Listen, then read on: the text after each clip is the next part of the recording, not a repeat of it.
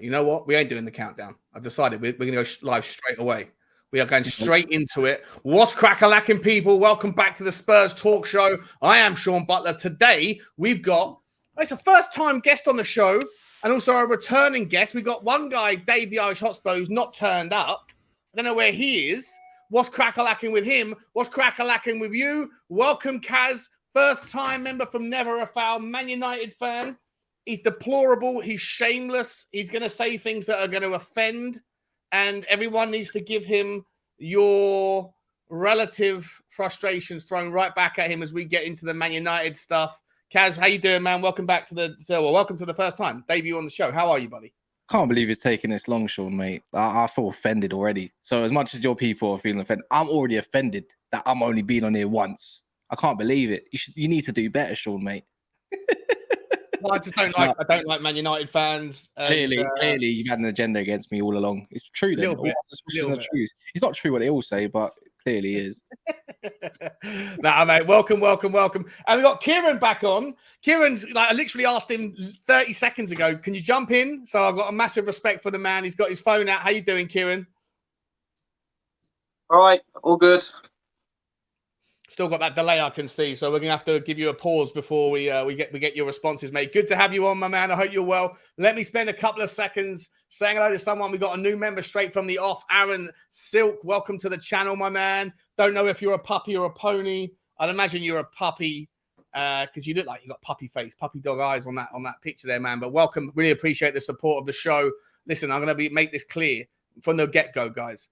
Like, because I didn't do the intro, because I didn't do the countdown music, there's only 67 people in the house right now waiting. I get that. So we're going to catch up. But for all of you that are coming in, take your shoes off, smash the like button on your way in. And if you want to join the conversation, all you've got to do is hit the subscribe, right? The subscribe thing's on because we need to see that love for the channel. As soon as you hit it, then you can chat. And I want you guys to chat with myself, with Kaz, and with Kieran as we talk a little bit about the Man United game. Mia's in the house as well. What's happening, Mia?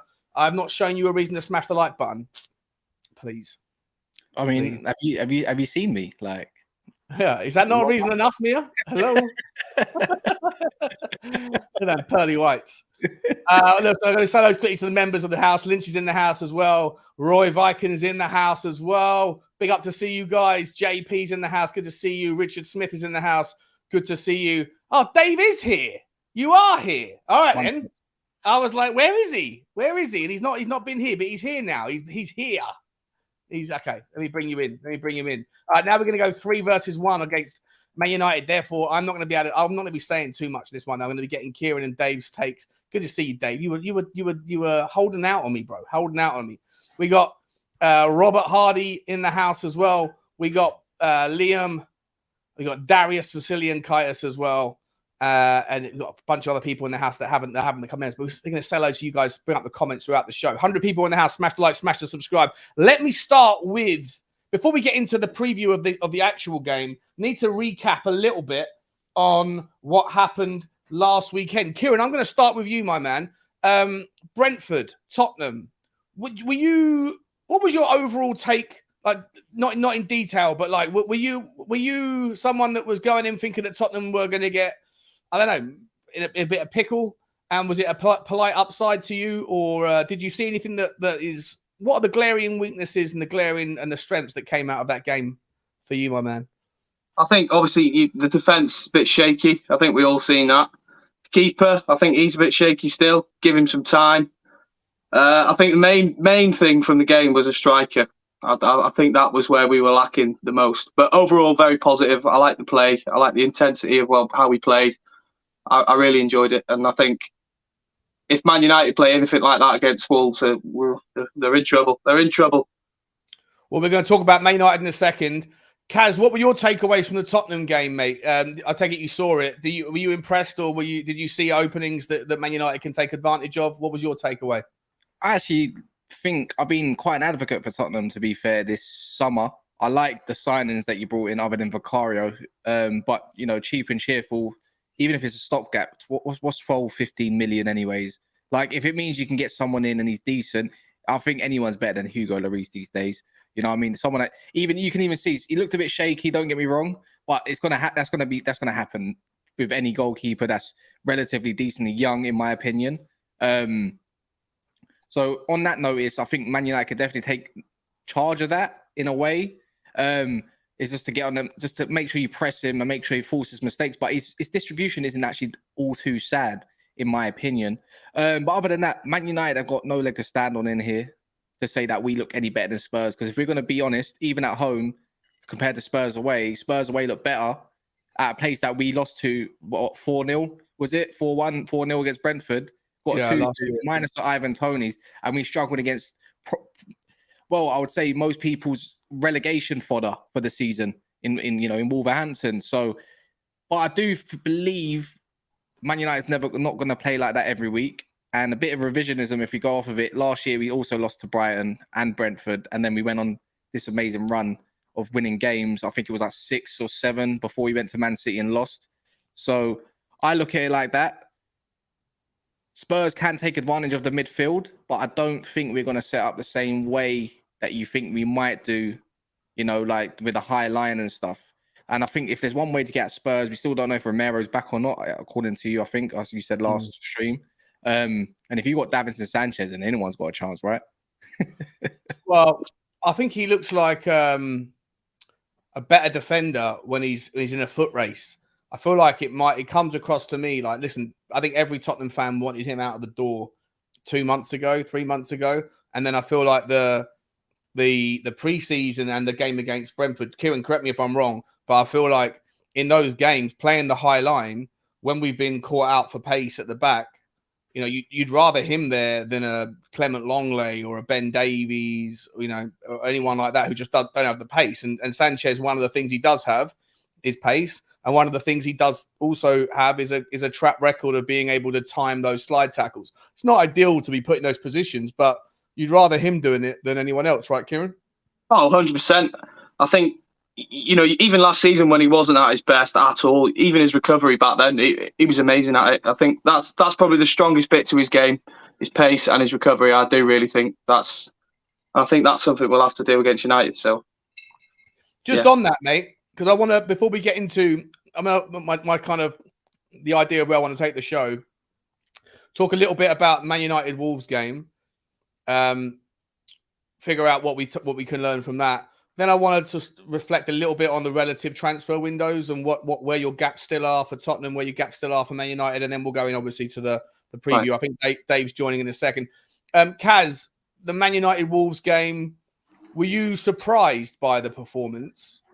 By the way, if you hear any cutting in the background, let me know. I'll go shut my door. I can't hear anything. Can you hear anything? Oh, that's good. I love these mics. No, we were. Can I swear on this? Yeah, go on. You know what? I won't do it for the sake of the yellows. You know what yellows I'm talking about. It was utter dog crap, right?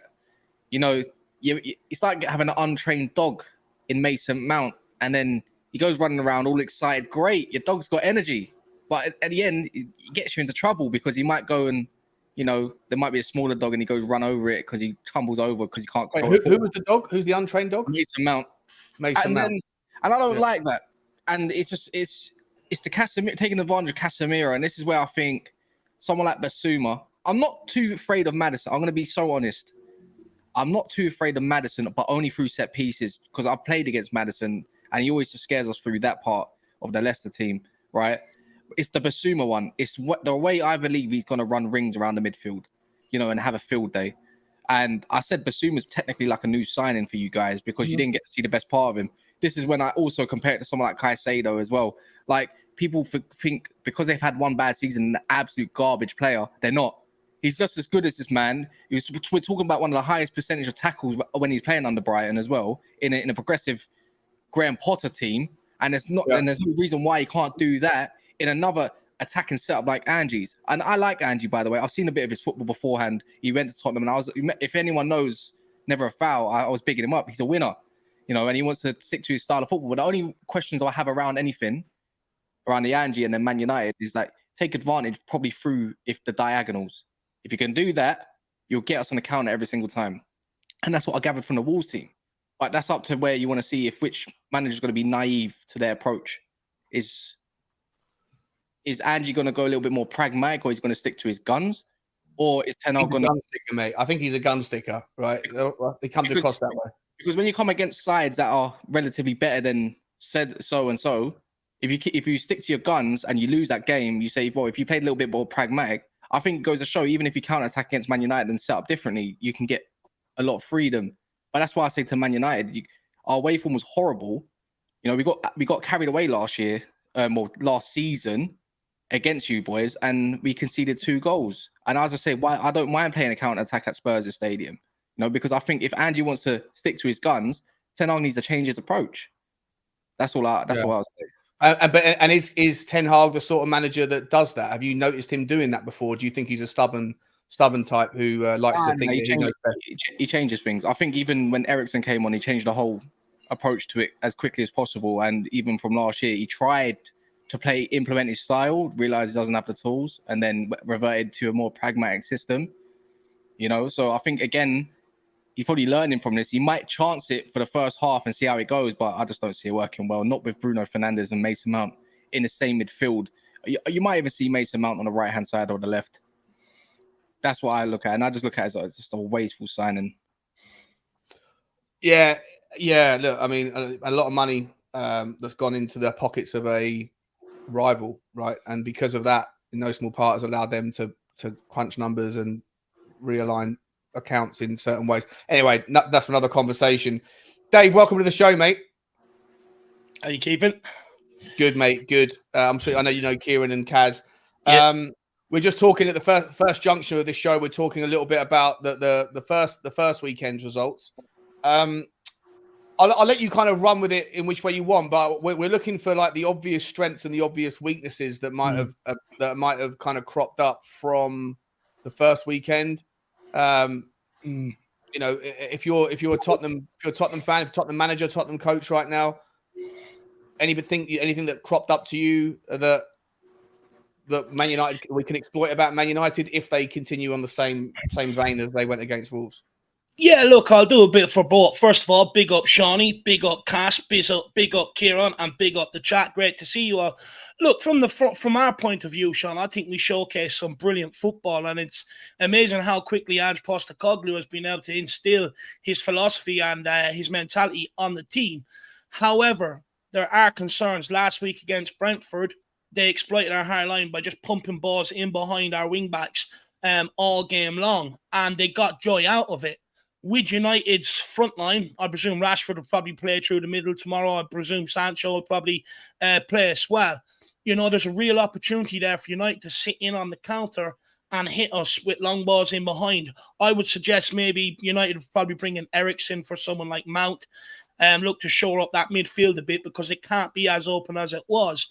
And I fear if they do, because Eriksen and the likes of Bruno Fernandes, they will find them passes.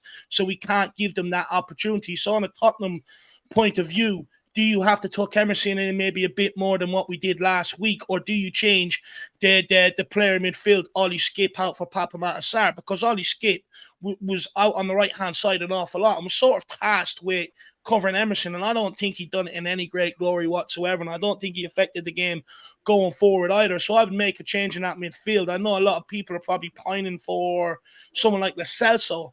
However, I think on this one, I would go with Papa Sarr because he covers a lot more ground defensively. He'll give us that solidity, but also when he came on, he affected the game going forward. So I would put someone in like Papa Sarr and look to use our energy, our athleticism, and our legs in and around that United midfield and hopefully be able to play around them at times, hopefully be able to run through them like a criminal at a red light with guards in behind them. That'd be absolutely brilliant.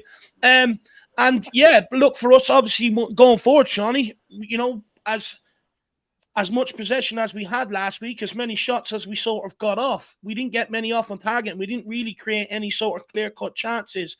Now, I pray that United give us them chances. I really do.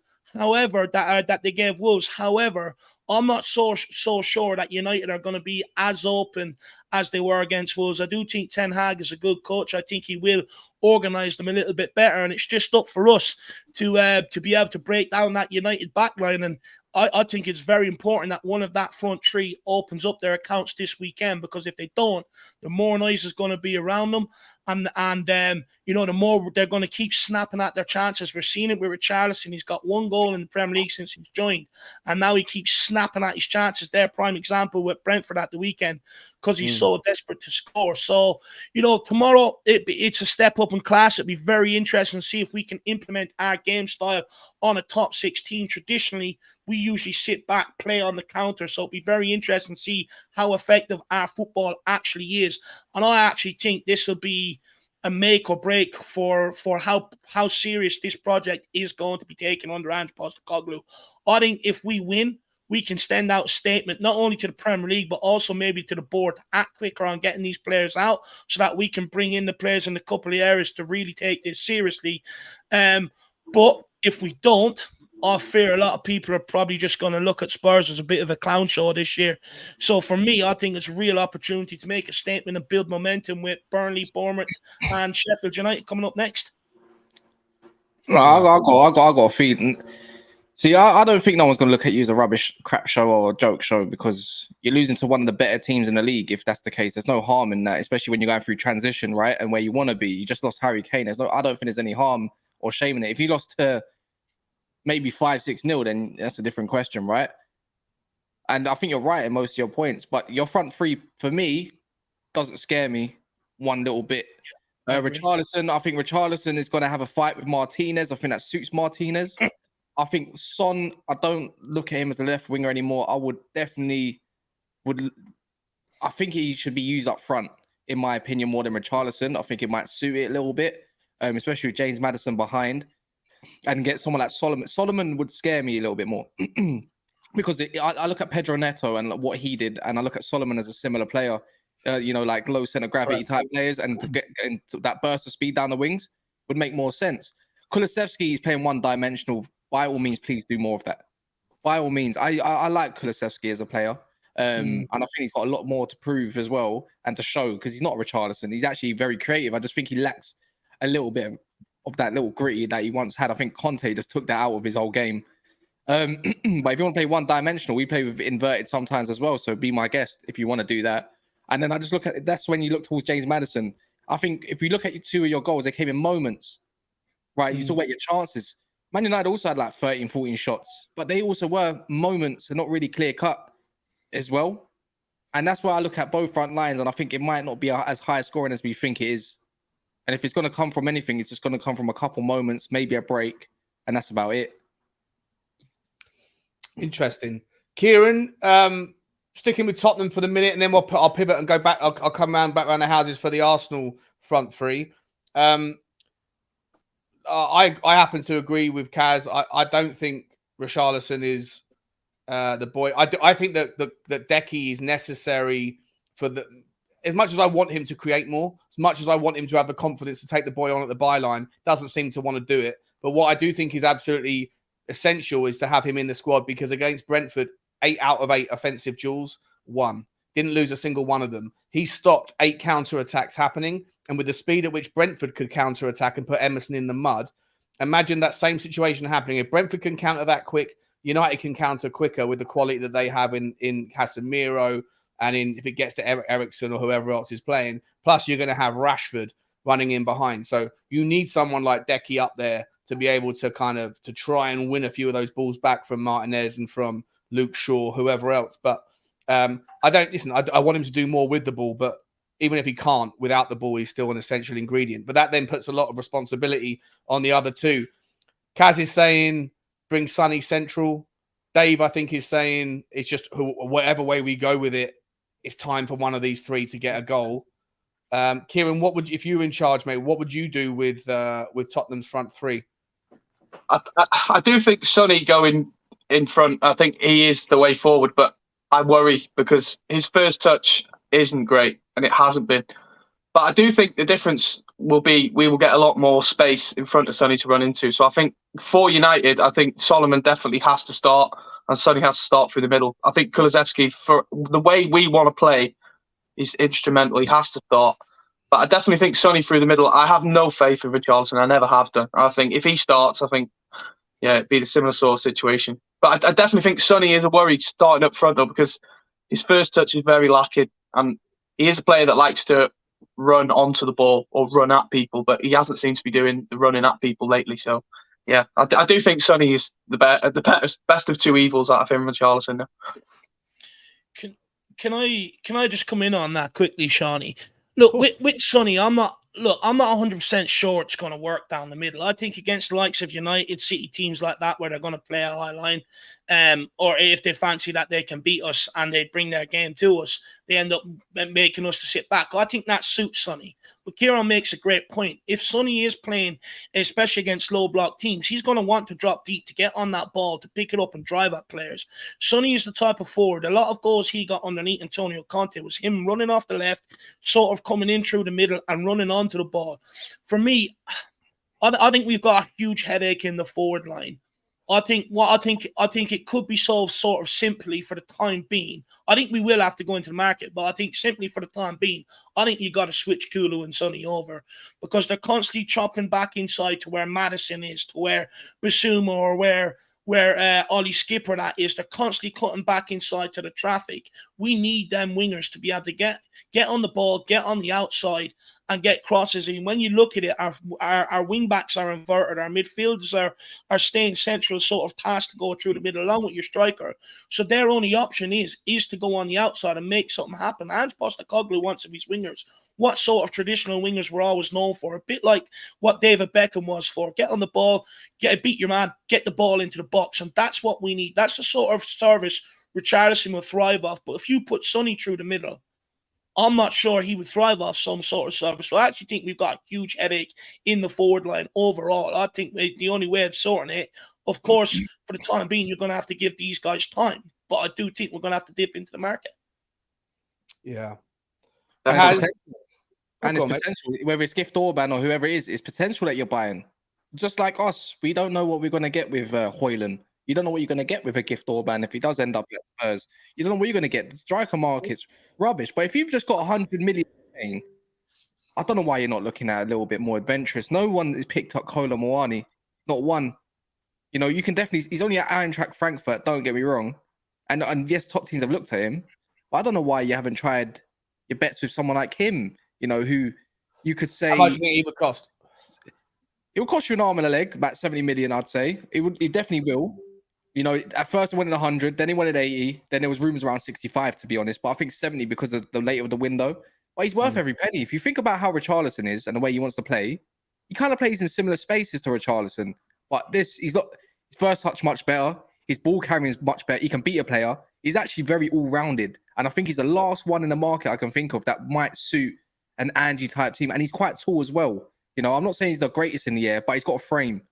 You know, and there's a lot you could draw into him. He's 24 years old. He's got experience. You know, I know he's only had about 2 years of men's football, but he's just come from a World Cup as well. I think in this is a seller's market, you know. So also, I remember him absolutely beasting Hincapie. Was it Hincapie in the everyone was talking about how monster this Hincapie is, and then Muani just absolutely murdered him in one of those games, right?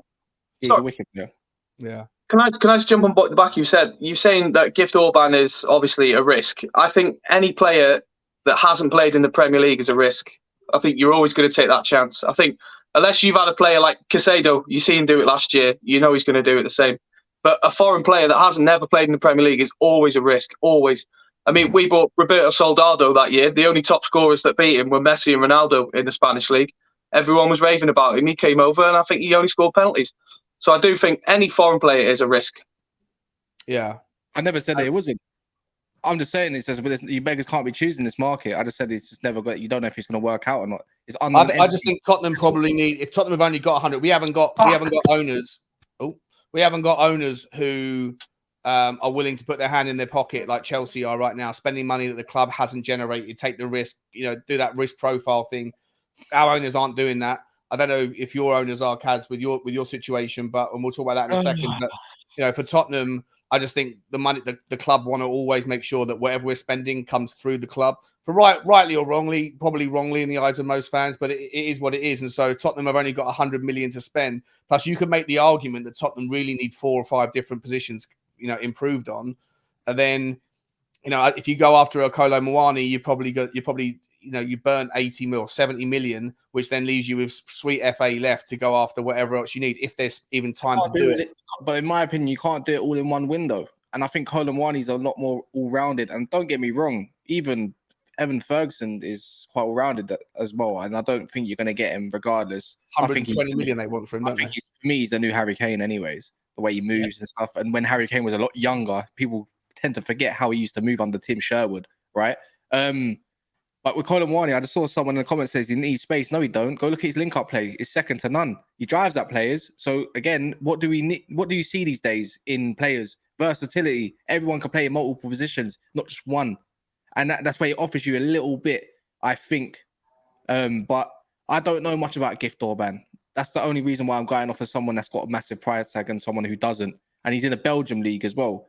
I don't think many people know that much about him. I think a lot of people just look at his stats, have checked out his highlight reel, his low light reel, and then gone, he's the next, whatever, the next. You want the owners to show some ambition. Go spend that money then on players that are more proven, even if it doesn't work out, rather than. I get it. Caicedo was only 5 million or whatever, and he's getting. But this happens in every age, every season there's someone that's outperforming. Every season since since the 90s and 80s, there's always going to be a player that you miss out on. But I know from Spurs fans and their frustrations is the lack of ambition. But I like your window so far, and I don't think you're going to get everything in one window, and that's fine. Wait till next window then, because you're only playing one game a week. You only need 11. You don't need to do a Chelsea and go spend 900 and whatever million on a squad that's still got holes in it. You're going to have holes. It's always going to be the case. I just think Colin Mwani gives you a strong, on paper anyways, gives you a strong outlook towards where you want to be in the league. And that's probably back in the Champions League. And maybe it's baby steps. Maybe it's Europa, 6th is the target. Maybe a cup run as well of some sort. That's all I want this year. Listen, my expectations are pretty low. Dave, I'll let you have, I don't know where Kieran's gone. I'm not sure if his internet's gone or whatever, but we'll come back to him if he comes back in. Dave, Kolo Muani, I know you're someone that's also said Orban for you is not that exciting. You think it's too much risk. Yeah. I know you prefer to have Dusan Vlahovic. What about Muani, mate? Do you agree with Kaz? Yeah, I'd take Muani. I think he played on the wing against us in the Champions League, didn't he? I think he got at Dyer a couple of times, if I remember correctly. Look, Muani, I like him as well. I like what I've seen from him at the World Cup. Like Kaz says, he gives you a bit of flexibility across that front line. But look, Dusan Vlahovic, Tammy Abraham, if you want to go young, let's go after Evan Ferguson. Show some ambition. Look, I disagree with Kaz slightly. I get what he's saying, that you can't do everything in one window. However, someone like me would argue, have we really strengthened our weaknesses and have we created more problems for ourselves coming out the back end of this window than what we have sort of really trying to get this rebuild underway? It's poor squad planning all summer long has cost this football club.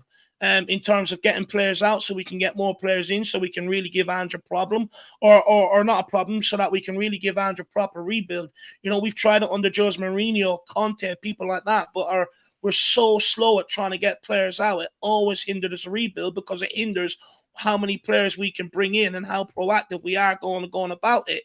So, you also look at the preseason, the caliber of friendlies, the cancelled game, going over to Asia in the middle of monsoon season. When you look at other Premier League teams, they all got good games out in America where there was a lot of running involved. Their fitness is up and stuff like that. And you looked at us last week, we gassed out with the last 20 minutes to go. Our whole sort of relentless pressing and everything else sort of stopped. The fact that we brought an inflated squad on preseason gave everybody 45 minutes when preseason is all about fitness, getting the bearings of your surroundings again, but also getting minutes and that into the legs.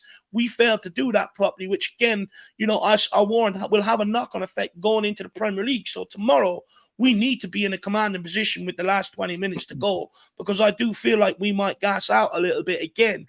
So, although I agree we can't do everything in one window, I feel like the club should be making more strides to be able to improve the situation. And I'd argue selling Harry Kane, despite what people, whether he wanted to go or not, it's weakened this football club. And, we can't do anything about strengthening it or putting ourselves in the best position to be able to make this rebuild as effective as it could be, because we're chock-a-block with players we failed to get out. And also, the board apparently knew, and Postecoglou knew coming in here, Kane was gone. So where's the planning around that? They've had all summer to identify another striker to come in here and stuff like that. And it's just piss poor planning all around. And, I just worry about it. I worry that it's going to come back and haunt us, when the games start coming in.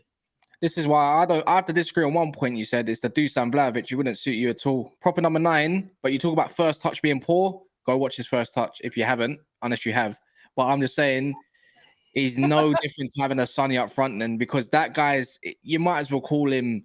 You think he's got a terrible first touch? Is he Serbian version of Lukaku, mate? Serbian version. But really? But if you can provide creative, great chances for him. I only can go back on what I saw at Fiorentina. Fiorentina, he was class, yeah. With Fiorentina, the difference between Fiorentina and Juventus plays 2 up top, and he liked to fiddle with the ball too much. Fiorentina play a higher line in the other half. Eventually, he will score. You know, he's got a very good. He's very clinical, in my opinion. I just don't think Juve's the club for him. So I might be wrong in that part, but I don't think he would suit. I don't think he would suit Tottenham right now. Because for the element of control up front, because you know what? The only one thing I can say about Richarlison that I did approve of last week was his hold-up play was very good, in my opinion. Just everything else was not the greatest. Like, you can hold off a play, you can let it off, but where are you going after that, mate? Like, you're going to do roadrunner meet, or do you want to go around and start trying to fight everyone? Because that's what he do. That's what he was doing with the Brentford players. You get on his nerves, his head's gone. So, I don't know, man. I think with Tottenham, I think the expectation for you boys is just to see some style of football and some progression within the club and some ambition, just a little bit, just to feed off nothing, because Levy ain't going nowhere, your club's going nowhere. So what are you going to do? You're going to sit there and mope and call Levy out every 2 minutes? What's the point? This is why I don't say Glazers out. And I know that's what you went in to allude to, Sean. We just signed Johnny Evans on a year-long extension. But guess what? I'm playing him over Maguire. I hate Maguire. He's out of my years of Manchester United being a supporter and going up to Old Trafford as many times as I have, there's not one player I hated more than Harry Maguire. I'm not joking. Really? I can't stand the man. Johnny Evans. Do you subscribe to the idea though that there's a player in there? No. That he can, if he goes to a, well, hang on, let me at least pitch the idea, because I don't necessarily agree with it, but if there's no player in there, then fair enough. But like this, I think there's an idea, or at least some people are speculating, that if you take him out of the limelight, you bring him back down to a lower level club where he can, feel the responsibility, be above the average. Like some players thrive being a big fish in a small pond. Other players, when they get that move to the top level and they're no longer, they're surrounded by players that are probably better than them, and then that kind of confidence gets edged away at. Maybe they get exposed. I just don't know whether if Matt Maguire was to go to a West Ham or a Fulham or something like that, maybe he'd be able to handle it. He suits a low block team. He's a David Moyes type player.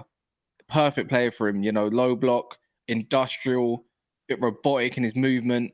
There you go. There's your Maguire. That's why he looks good for England in the back three, or maybe even a team that plays the back three. He'd probably do well. Man United want to play with a high line eventually. I'm not being funny, but if you needed to get away from somewhere, like let's say, God forbid, you ever been in a situation you had to run away and Harry Maguire was running with you, are you going to stop and get caught and wait for him? Or are you going to continue running because you want to see another day? You want to see more daylight? Let's say someone's chasing you. Yeah. No, you haven't got to be fast. You just got to be faster than him, sort of thing, right? Yeah. Exactly. If Harry Maguire was chasing me as a striker and I'm thinking, who's behind me? Is it Saliba? Oh, it's Harry Maguire. Yeah, I don't have to burn that much fuel out of my tank. Yeah. So I just don't. I think Maguire is awful. And I think he just doesn't suit a big team that wants to play a high line, needs to go to a low block system, go to Italy, go somewhere, just not in my club. But that sums up the ownership, that part. Anyways, I think little things are changing at Man United slowly but surely. And whether I think the sale is going to go through or not, I don't know. I can only go on what's going on now. That's taking longer than your Amrabat deal, mate. What's going on? I don't know. That's what I say. When I look at journalists, I don't look into it. Unless it's from Bloomsburg or it's from Reuters, I don't give a crap anymore. If they didn't want to sell it no more, I'm pretty sure we would have had that news by now. So that's why I'm going off of as well. It's not off. It's just a waiting game. Do you need them to go to be successful? Yes. Why? Look at our window. So why is it taking so long to get an Amrabat? Why do we? I don't know. I was going to ask you. Why are we signing Harry Maguire in the first place for 80 million and dishing out long contracts? Why did Phil Jones stay at the club for so long? Why does that change? Just because the American owners become Qatari owners? Because a little bit like your owners, I think. I don't know if they do, but my ones take out dividends A lot of it, and Outside. and a lot of debt. You see what Chelsea could do with no debt. What can Man United do with no debt? We're nearly a 700 million in debt. I don't want to talk about it too long because it's not about the game itself, but just to give people a little bit of thing. This is why it is. We need a new stadium. Why does big Man United need a new stadium all of a sudden? Why have we got rated 2 facilities? Why even the we had an affiliation with Sporting Lisbon, by the way, and ownership of that. Why did you get rid of that in 2005? The first people to do it. Why are you getting rid of so much great stuff about Man United? Why is it again that the players' room that instead of going to the Lowry Hotel, why is it only in 2023 that they've got their own space that they can chill in before they go to a match? Big 2023. This is all I'm gonna say.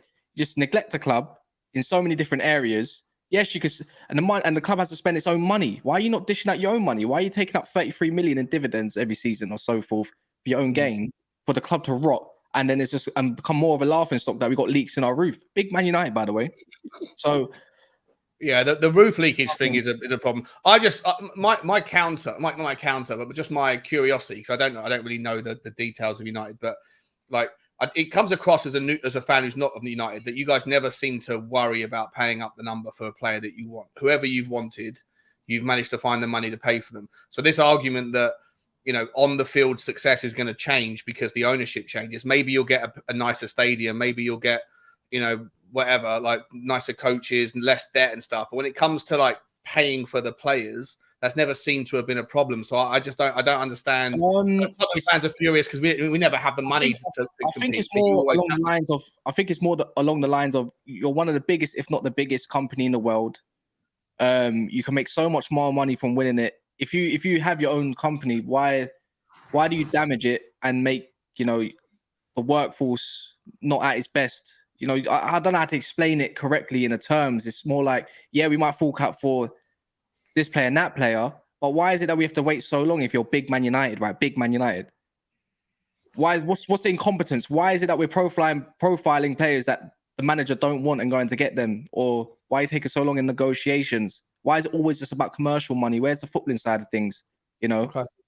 It's just, so you're not happy with your window then? To bring it 360 full circle, then your window's not good enough for you? I thought Scott McTominay and Maguire were going to end up leaving. They didn't. And I said, if you get rid of Maguire and Scott McTominay, I'm giving it a 10 out of 10 already because you're clearing Deadwood, in my opinion. And I thought we was going to go get Amrabat pretty much straight away. It's taken an age and an arm and a leg. It's incompetence at its highest that's running the biggest football club in the world, allegedly, And this is the annoying part of it. It's not about spending the money on the transfers, but a competent enough employee can go out there and not get Anthony for an 85 million quid or Mason Mount. A competent director of football said, yeah, you want Mason Mount, but I disagree with it. Because if you're looking at it as a first team and clearly it's not working, why is it that every player we're linked with has some sort of affiliation with Ten Hag? And look, even now, Gravenberch, Amrabat, he's worked with them before, by the way. They used to play under him in some form back in the day. Why is the club not competent enough to give them a list of targets to go get the manager what they need as big Manchester United? It's not ambitious enough to the point the noisy neighbours have taken over what you used to do. And in better capacity at that too. So that's my last little bit on Glazers and all that kind of stuff. I get it. I don't throw out every 2 minutes because it's just boring. It's tiring. No one wants to hear it. It's like it's interesting because on this channel we have to talk a hell of a lot about our owners.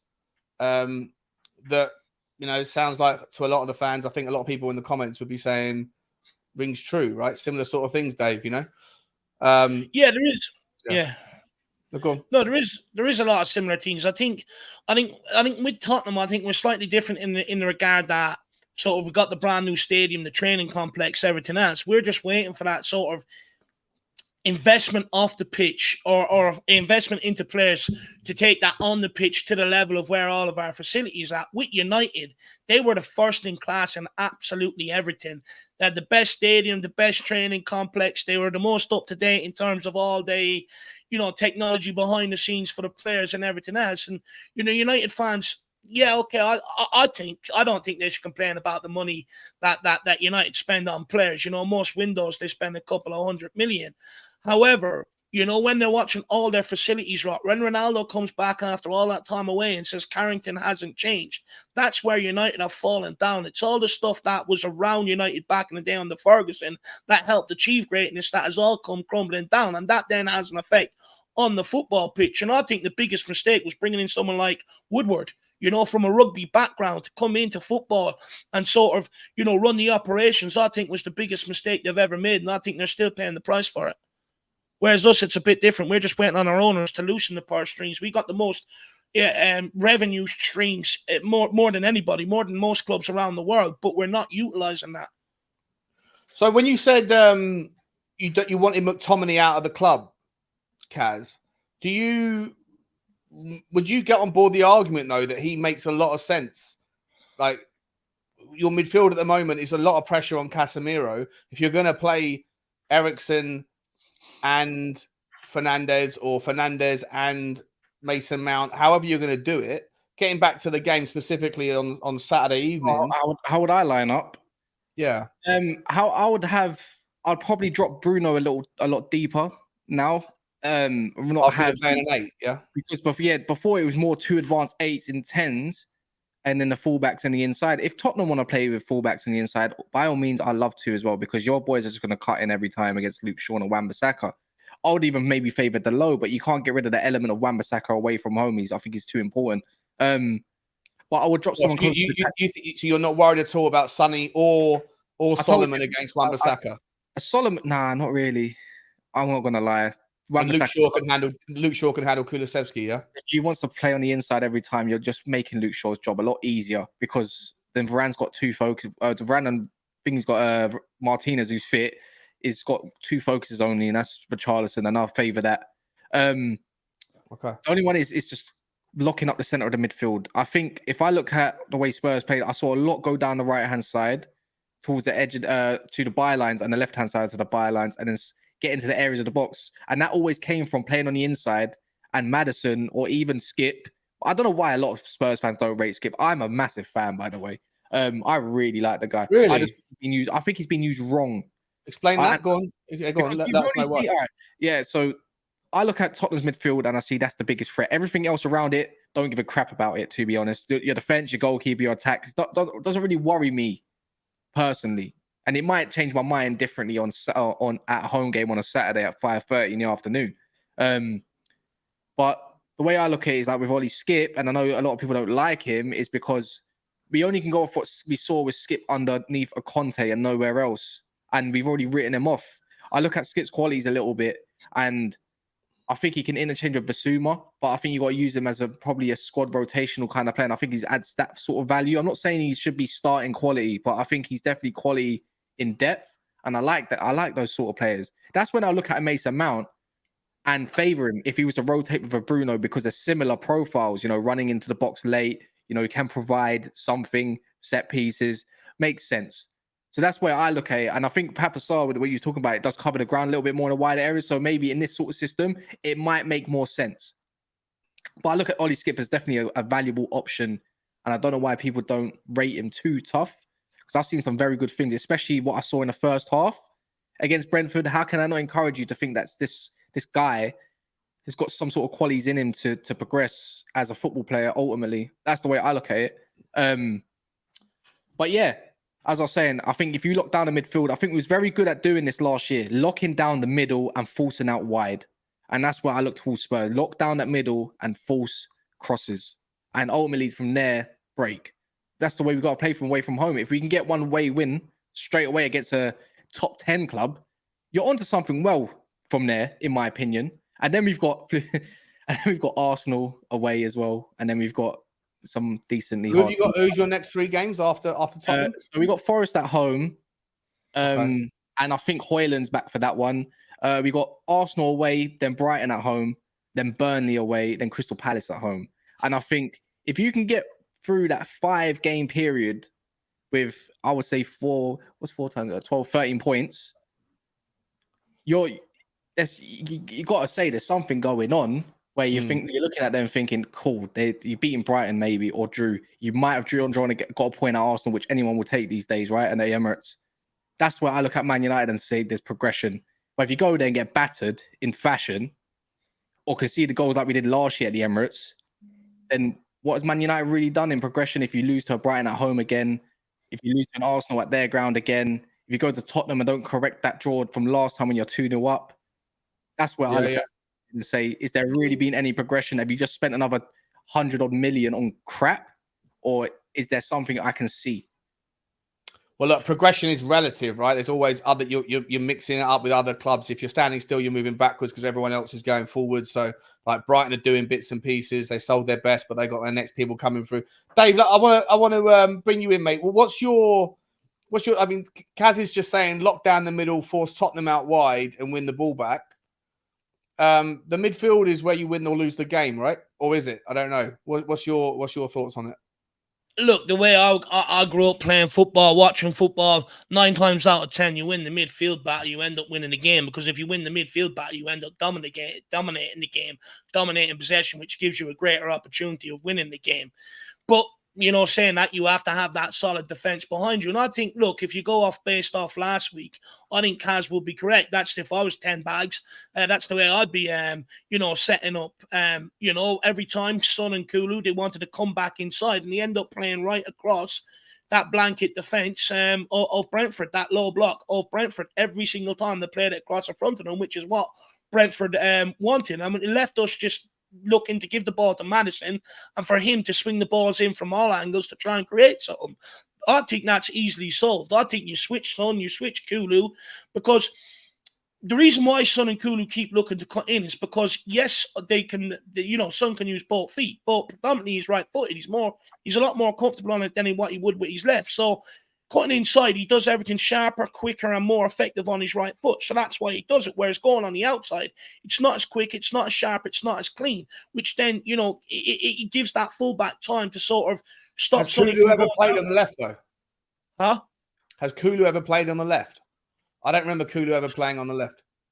Look, it doesn't matter. He's left-footed. You're gonna have to put him on the left to be able to make him effective in this system. You're gonna have to, and everything he'll do on that left will be a lot quicker. And for me, I don't see why you couldn't play him on the left. I get he prefers to cut in off the right onto his left foot because it gives him more chance of getting goals and stuff like that. But for me, it's about what the system requires, and I think he might have to. I think he'll have to switch it because, especially earlier on, that's what I'd be looking to do. I'd be looking to get at United and get crosses into that box and see if that WWE wrestler, Mr. Clothesline, wants to come out and take any of our players out, because he's going to be nervous. Oh, Nana, what's my name? He's going to be very, very nervous at the start of this game, Shawnee, because that decision, it's been scrutinized all week. Everyone knows it's wrong. They will not get away with it. Kaz didn't think it was. Oh, okay. Sorry, Kaz did think it was. Kaz just thought that Wolves also got away with one earlier on in the game, right? Yeah, there's no one to highlight the Rob Dawson handball or arm ball, you want to call it these days? No, first half. Yeah, it's gone out of everyone's heads, isn't it? Thanks. That's small club mentality comparing yourself to the little guys there, Kaz. But if you want to dish out, this is what I like. If you're gonna have the same energy for a handball, a takeout in a 98th minute when there's 7 minutes added on, rather than the handball that was eventually in the first half, anyways. Time's nothing to do with it. If the game is being played, then the clock is irrelevant. The egregiousness of the foul is where the conversation is. Handballs can go either way. They're always 50-50. Clotheslining a player, body slamming a player to the floor. I don't know what VAR was thinking. They might have thought that the players clattered first before Onana clattered him, but it was 100% a penalty, because I look at it, if that was me and my team and we didn't get given that, like we did last year, by the way, against Wolves as well, where we didn't get given a penalty when Sarr took out Anthony, it's just like I'll be screaming. Wait, when which Sarr took out Anthony? Jose Sarr. So we was at Sarr. Sorry, yeah. So Molyneux at the Molyneux. I think was it the Molyneux? I think it was the Molyneux. He was wearing the white kit. Yeah, we got absolutely taken out. So, but nothing. What about isms? Eh? Again, it's always this. This is not down to Man United though. This is just down to VAR being incompetent and the FA not improving the way they should do under how UEFA do it. Because if that was the Champions League, that's given. That's given 150 million%. But the way I would set up if I was Tottenham as well, another option, I'd maybe put Maddison on the right and let Sonny go on the left and have that cutting element, and then Richarlison to feed off of, and then use a robust midfield. Because I look at Maddison as a little bit weak, right? He's weak off the ball, and he's weak, not on the ball, he's not weak, but he can get shifted pretty easily. You put a Skip, Sarr, and Basuma, just outrun Man United's midfield and press them into oblivion. you've got the ball back in a space of 4 to 5 seconds probably, and again and again and again, and then eventually, when you want to soak up pressure, you've got the robust type midfield, and that works. That's what Man United have tried to do last season, and it did work to a degree at times. And Maddison is not unknown to not play on the right wing either, and that's where you look at Kulu if he's been ineffective, where you can shift out there and take. I'm okay with bringing Kulu central. I'm okay with, but Kulu has to be on the pitch to win the ball back up the field. Otherwise, we're going to give away 25, 30 counter attacks. But when we start turning over the ball higher up the pitch, which we're seeing, you're then playing against a team that every man is behind the ball, so they become even harder to break down. Look, if you do want to play Sonny off the left and cutting in, whoever that left-sided central midfielder is has to make that run into the box, even though he knows he's not going to get the ball, and drag players with him so it frees up a bit of space for Sonny to be able to operate in and get his shots off and stuff like that.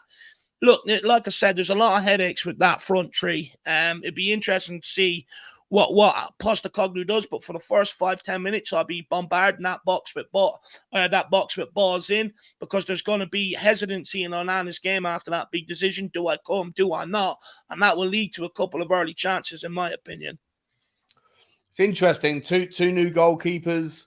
I agree with you, Dave. You got to test. Well, I thought Onana's shot stopping, I thought was pretty good. How many shots did he face on the day? Like 16, 17 or something, was it? Kept them all out. Vicario, on the other hand, seems to overcomplicate everything. He's got his own issues with coming for the ball, doesn't understand the kind of sweeper keeper role, doesn't know when to, he hasn't figured out the weight of passing yet, whether to come or go. Kaz, were you shaky? Have you looked at Vicario? You actually think Vicario's okay, don't you? He's okay. His confidence will come, but I don't think the defense complements him either. You know, I say this: if you've got no DM, don't matter how great your defensive line looks, it's going to get exposed.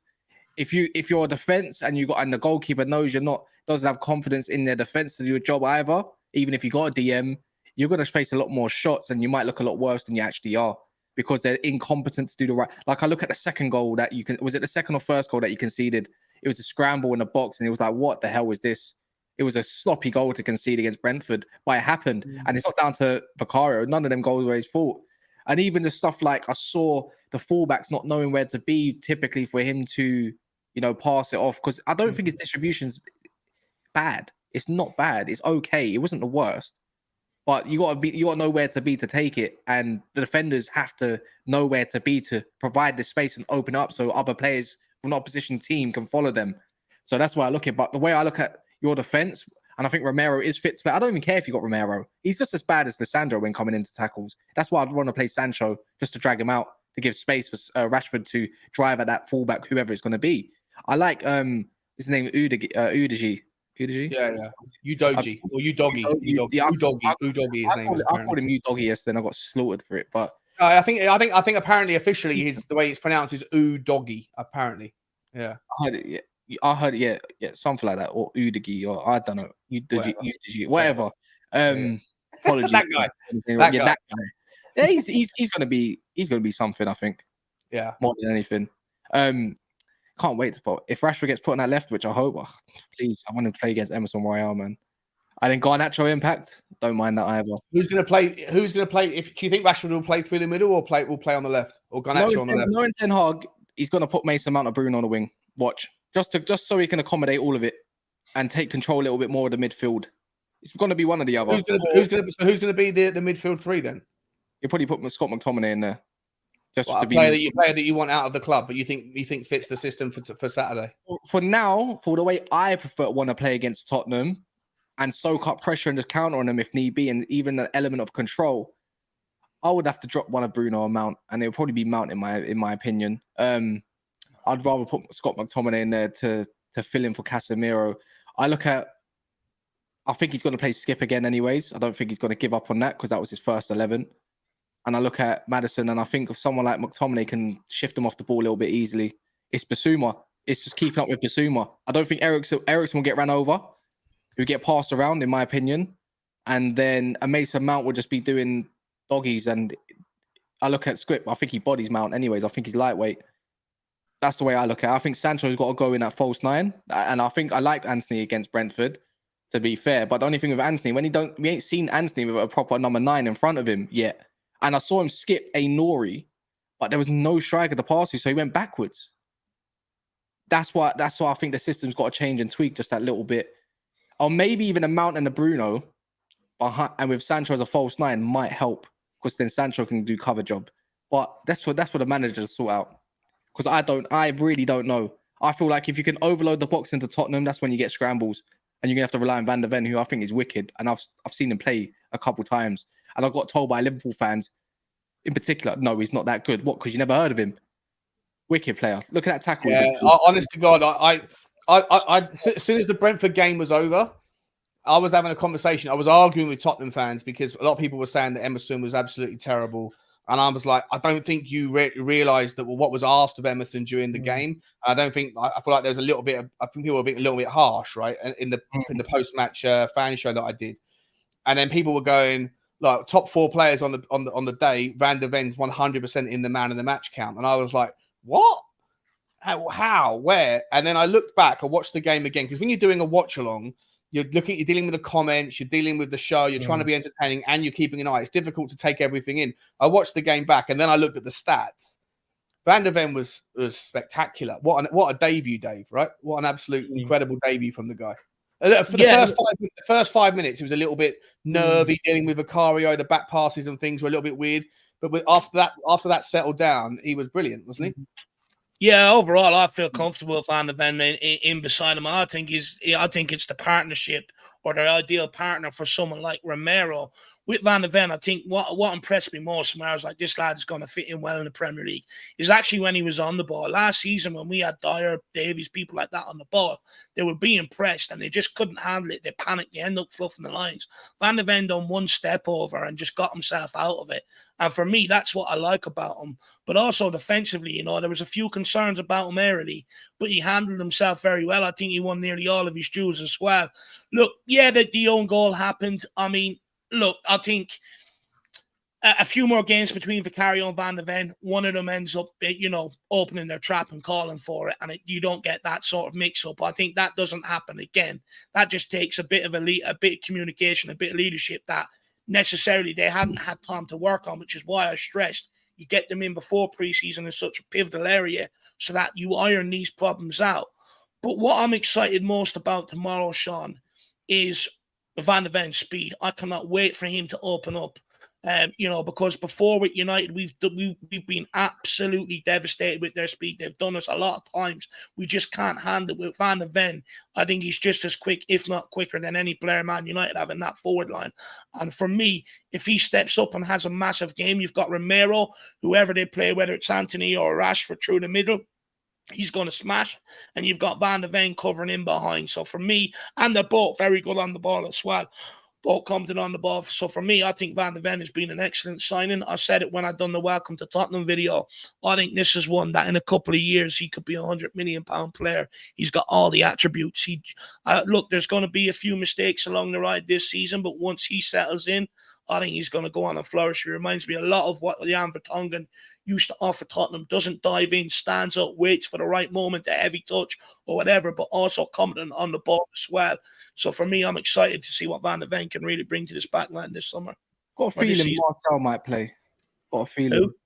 Marcel might play, and it might solve a little bit of issue there. I don't think he's going to be the best, but I think he's better than what we've got, going forward. I think that might be the case.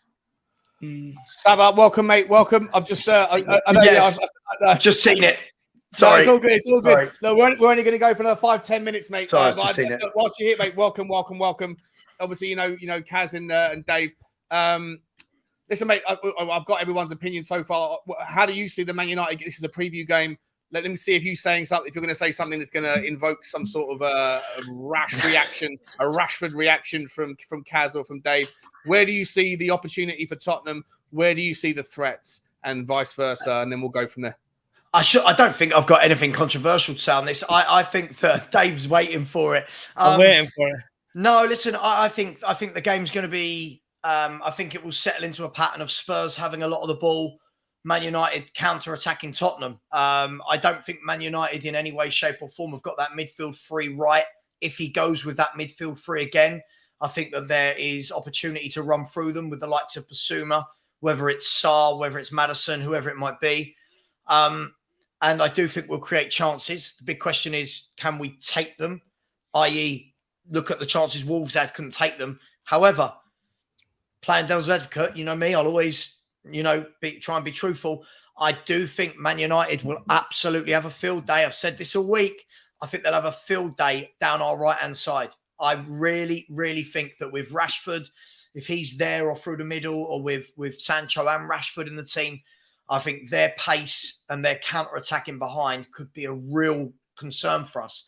So, listen, I think we might see Mickey van der Ven's pace come into play very quickly. Yeah, very quickly in a Spurs shirt. But the concern I have is he the most important player? Him and Udogie might be able to wrap up our left down Man United's right. With their pace, Anthony's going to have a little bit more trouble. But our right-hand side, Emerson and Romero, neither of them blessed with blistering pace against what could be Garnacho, could be Sancho, could be Rashford. Yeah, I think that's right. As I said, I'm comfortable with. I feel more comfortable if Romero's playing with Royale.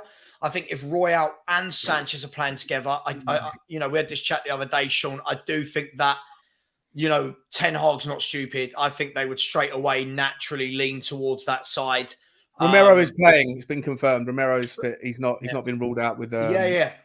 So listen, the one thing I will say, I don't know if Kaz agrees with me on this. I don't think Man United can be as bad as they were the other night. I genuinely thought that was a really sloppy opening day performance from United, and we're Tottenham, Dr. Tottenham, all those things that go around your head a little bit. And I feel like it could end up being a bit of a classic, this game. So it'll be interesting to see the two differing styles. I don't know if Kaz agrees with me on the sloppiness from United or not. Yeah, you can't get any worse. Well, I say that, man. Hold my beer, right? You seem like a defeated United fan, Kaz. You seem like a defeated United fan. Just tired of it, man. But no, I still believe in the team. You can't go for one game, but will I maximize and get absolutely emotional over it and reactionary over it? Of course, 100%. How many more players are you expecting through the door before 13 days? One. Only just Amrabat. Just Amrabat, and that solves a lot of problems. Really? Okay. For me. Yeah. Well, would you then? He's 6, right? So how do you make space for him and Casemiro? Do you just play one of them as an 8? Yeah, no, I play Amrabat as the 8. Easy. He's a progressive passer as well. He's defensively sound, physically capable. He's a runner. He's got an engine. I think he's wicked. He's exactly what we need. I love him. I think he's. You've got to drop your new shiny toy in number 7, because I just don't rate him anyways. Don't like him. Don't want him. Still don't want him. Still got proof why he's got the number 7. So that's Mason Mount. That's the way it works for me. But yeah, I'll go with him until Kobe Maino's back, who I think would rotate and go in at 8 as he was doing in pre-season. Clearly likes the guy. Clearly rates him. Is a youngster that's got super fat potential. I'll be playing him as soon as he's back as well. Because he had him dropping deep, and then Casemiro pushes up just that little bit on build-up, and it makes more sense for me. This too high 8s, 10s thing that they do, can't stand it. Yeah, Swedish nightclub stuff. Let me start with, round off, guys. Sav, I know you just literally joined, mate. No. I didn't see a message. Apologies. I'm grateful you came in. Everyone's happy to see you in the chat and on the panel, obviously. But we are going to round off. That. We're gonna. Everyone loves you, mate. Everyone loves you. We are gonna get final thoughts on the game, and then where everyone can find everybody and a score prediction. Dave, I'll start with you, mate. What's your a sentence to summarize what you think is going to happen? The prediction, and where can we find you? Look, tomorrow will be a huge barometer of where we're at as a team, and if we can implement our game on the bigger teams. And look, for me. Look, it's going to be a tough game, right? But it's a huge chance for us to send out a statement. I'm feeling confident going into it based off what I've seen United against Wolves. I take Sav's point that they're going to get better, but I also think we'll get better from our opening game. And look, it's ultimately time.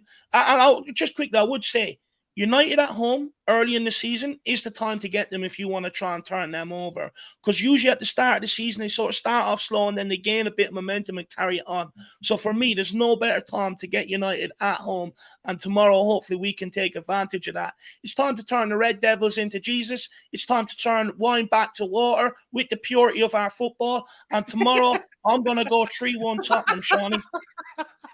What? Whoa, wow, wine back. Who wants to turn wine into water? What are you doing, bro? That's not how to start a party. That's not how to start a party. That's how to kill the party. What are you doing? Sorry, what was the score? What was the prediction? 3-1 Tottenham. 3-1 Tottenham. Wow, all right, fair play. Kaz, mate, making your debut. Always spectacular, mate. Always great insight. Where can people find you, mate? And what's your kind of summary takeaway of what you're expecting tomorrow and a score prediction, my man? Yeah, never a foul to talk all football, not just Man United. There's different fans that rep their clubs and talk crap on other clubs. Just, you know, it goes. But I'm going to go 2-0. I don't think we concede.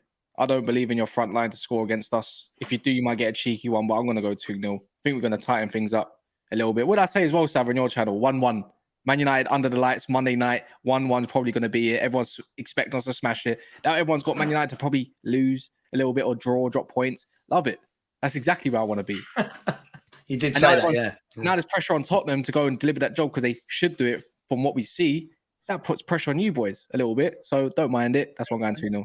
Is there pressure, Sav? Is there pressure, mate, at Tottenham against Man United at this stage of our rebuild, this stage of the new project? Surely if we get a result against United, like, the buzzing's going to start. If we lose, it's probably par for the course, isn't it? I don't know. Right. I think this is one of them games early on where people are going to get carried away either way. You beat United and it's, oh my God, is a title race coming? Treble is on. You lose it and it's like, told you, we're getting relegated without Kane. We're going down. So, look, I really don't know. I'm going to go, I've said 2-1 a week. Spurs, I did just say just now on another channel, it wouldn't surprise me if it was 2-1 to them or if it was 2-2. Nothing surprises me with Tottenham Hotspur. But Kaz does make a good point. I do worry at the moment. I'm not going to get into this. I know you want to go, but I just don't think we've got that front three right if he plays that same front three. So we'll see. Okay. And everyone knows where they can find me on your show, don't they? But if they do want to subscribe, I'm 62 away now, 62 from the 10K. So massive. Yeah. Come on, guys. There's 500 people in the house. You must be able to find a few of you that haven't yet gone over there. I'm gonna add Saba's channel into the title or in the description the second that we're done. But get over there. You know who he is. Football Heritage TV. Kaz is from Never a Foul, a wonderful kind of neutral channel with all the boys over there that talk about.